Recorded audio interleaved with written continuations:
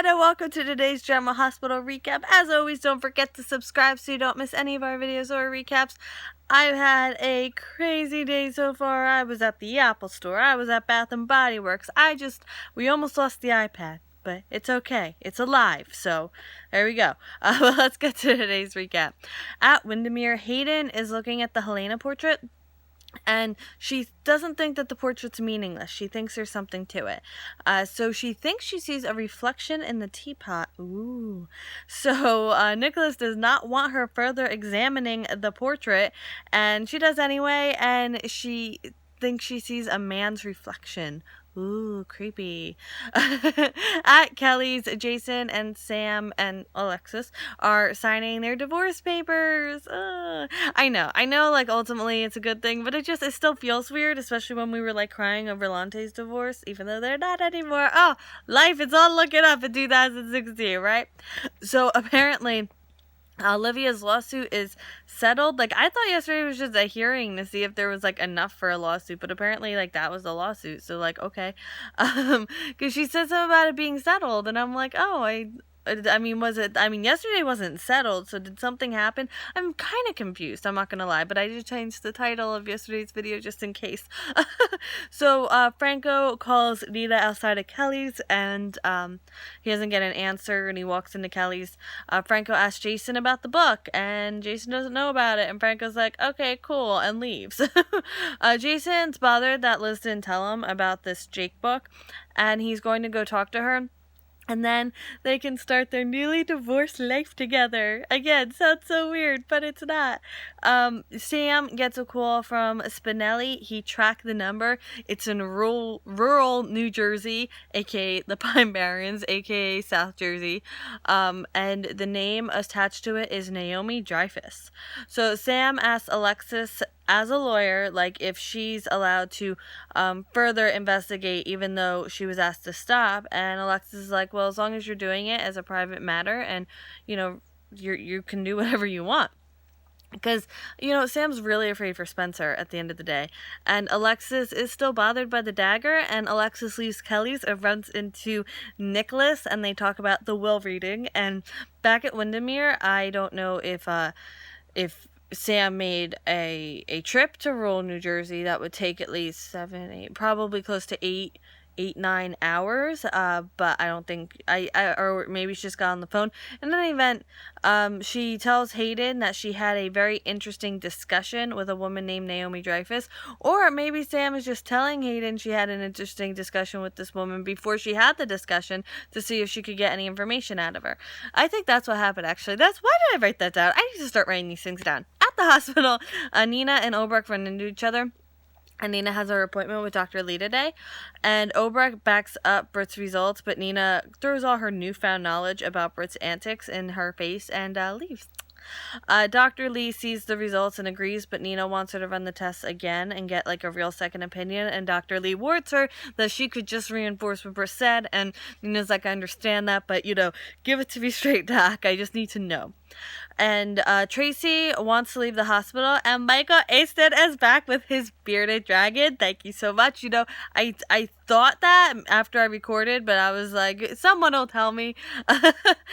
Dr. Hamilton Finn is his name, and for those of us who desperately want to get tickets to see Hamilton and can't, it's just like a little knife in the heart, but I'll get over it. He has Elizabeth. He's asked her to put his bearded dragon, like, under a light that's 85 degrees, no less, and have, like, a candy stripe or whatever, feed Roxy, that's the bearded dragon, crickets. And I'm just like, I love this guy. How could you not? I love this guy. So Griffin asks Monica how Tracy's doing. Dr. Finn, like, you know, they get introductions, and he compliments Griffin on diagnosing what Tracy has, so that's nice. Oh, yay, everyone's getting along. Tracy likes him, like, really a lot. Like, he's not sarcastic. That's not the right word for it, but when he, like, introduces himself to Tracy and whatever, like, she makes a comment, and he's like, well, he says something about, like, he has to uphold his bedside manner, or else, like, he gets in trouble. Like, it just, whatever he said, and how he said, like, Tracy really responded to him, and, like, so did, like, he's he's like a real, I don't know, but I mean, he's like a real person, but I guess he's like me, okay? He's like me. That's what I mean. Uh, so turns out that. Oh wait. So Obrecht tries to kick him out of the hospital, but Monica takes issue, and Obrecht's gonna get some paperwork so he can be at the hospital or not. Who knows? So apparently, what Tracy has is a larval infestation, like worms and all, and I'm like, that's gross. But he wants her to start a protocol as soon as possible, and he advises that she stay at the hospital for treatment. So now Franco's at the hospital, and Obrecht takes issue that he brought takeout for Kiki. I'm sorry, the girl just woke up from like a coma. She can have takeout. And she also tells Nina, she also tells him that Nina's there for an appointment with Dr. Lee, and then Franco's like, hold this food, I have to go figure something out, and leaves. So Obrecht won't let Dr. Finn treat patients, which means Tracy won't get her medication. I don't know, that doesn't seem fair. And annoying, right? So it would take like a week to process the paperwork, and in the meantime, like, Tracy wouldn't get her medication, which again doesn't seem fair. I just said that, but I don't want to be like a stickler or anything. Like, I don't want to be a problem, but would Dr. Griffin be able to prescribe the medication, like, in the meantime? I don't know. I'm just asking. I don't know. I don't work in a hospital. I don't know these things. So Franco comes into the exam room where Nina's about to start her exam, whatever, and ask Nina what she's doing, and like, I'm like, oh, they're done. Like, they're done. They just want two different things. They're done. Which makes me kind of sad but not devastated. So he tells her he doesn't want to have a child, and then he tells her he lost a child, and she's like, I lost a child too. He's like, no, you don't understand. Like, I literally put a child down and it disappeared. So he tells her what happened, and he doesn't feel like he cannot be in control. Like, kids, like, you can't, like, control them. You can't control what's going to happen to them, like, stuff like that. Jason comes into the hospital and asks Liz to see the book, and he agrees that it is totes creepy. I don't know. I'm feeling totes today. Are you feeling totes today? Feeling a little totes. So he doesn't think Jake should see the book, and Liz thinks that he should eventually see it with, like, they'll talk to, like, the therapist and everything, and Jason's like, by therapist, do you mean Franco? And she's like, well, I was talking about the psychologist, not Franco. And Jason's very bothered that Franco knew about the book before he did, and she says, like, it was an accident, he saw it in the locker room, I really didn't mean for him to know about it, which is true. But then she says she wanted to pretend the book didn't exist for a while, which is why she didn't tell him immediately. But she does want Franco in the discussion, which Jason's not happy with. He's literally like, I love him. I really do. I like this Jason. I like him a lot.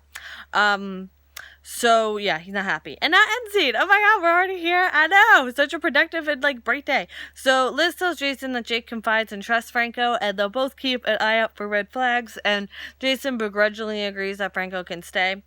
Franco says that he's a better person because of Nina, and he says that they're flourishing and happy, and why would they trade that in for worry and heartache? And she agrees, but she's, like, really sad.